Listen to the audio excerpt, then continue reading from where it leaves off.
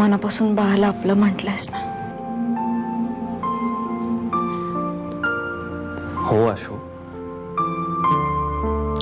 मला मान्य आहे की मला त्यावेळी खूप त्रास झाला, खरंच खूप त्रास झाला. पण मी ज्या दिवशी त्या पेपरवर बाळाचा बाप म्हणून सही केली त्या क्षणी मी ते बाळ स्वीकारलं, मनापासून स्वीकारलं.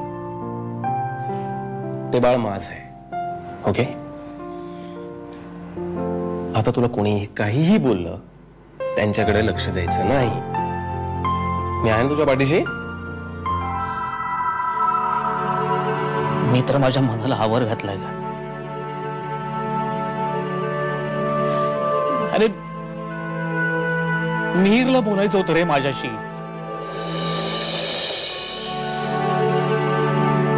हिला त्याला तरी अडवायचं नाही. बाप पापी आहे पण ते पोर तर निष्पाप आहे. मी बोलते मीराशी, मिहिरला कुठल्याही प्रकारचा त्रास झालेला मला चालणार नाही.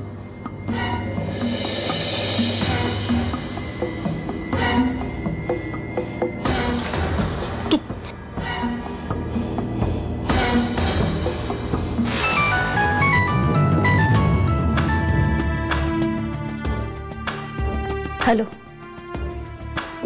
मी नमिता बोलते. काय चाललंय हे सगळं?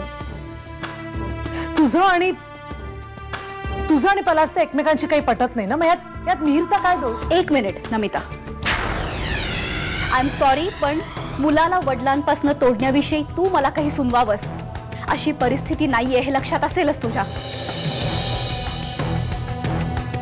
आणि हा पूर्णपणे माझा प्रश्न आहे, तो माझा मीच सोडवीन.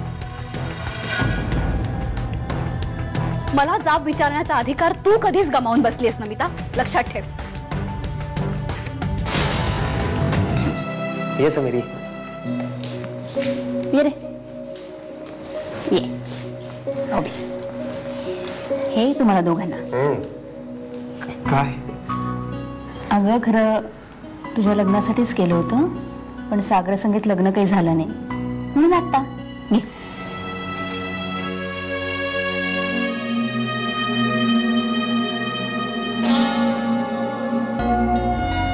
बघ ना उघडून आवडते का?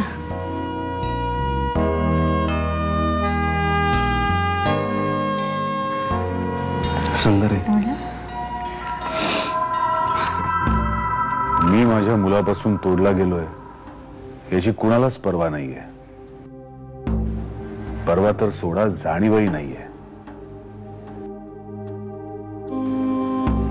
अश्विनी, तू तरी समजून घेशील ना ग? ए बाबा, तिने तिच्या नावाने हाक मारायला लावलाय, त्यावर जाऊ नकोस. ठीक आहे, वाघोबा म्हटलं तरी तो खातो आणि वाघ्या म्हटलं तरी तो खातो. मिस्टर देशपांडे, कसं आहे, मी तिला काय म्हणतो, कुठल्या नावाने हाक मारतो याच्यावर काहीही अवलंबून नाहीये. तिला माहिती आहे ती काय काम करते आणि बिझनेसवर पूर्ण पकड आहे तिची. आणि दुसरं म्हणजे मी तिला का घाबरायचं? मी माझ्या कामात परफेक्ट आहे. There you are Sameer. मी सतत माझ्या स्टाफला सांगत असते की फोकस्ड रहा, नाही का देशपांडे साहेब? आता आम्हाला लागता. हो. समीर, मला जरा कॅबिन मध्ये जॉईन. ओके.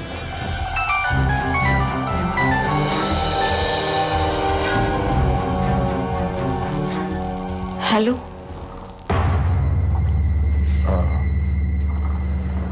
कशी आहेस अश्विनी? मी ठीक आहे, पण तुम्ही इथे? मला थोडंसं बोलायचंय तुझ्याशी. हो, पण तुम्हाला माहितीये माझ्या घरच्यांना. मला एकदा त्याला भेटायचंय अश्विनी. त्याला जवळ घ्यायचंय, पापी घ्यायची आहे त्याची. ठीक आहे.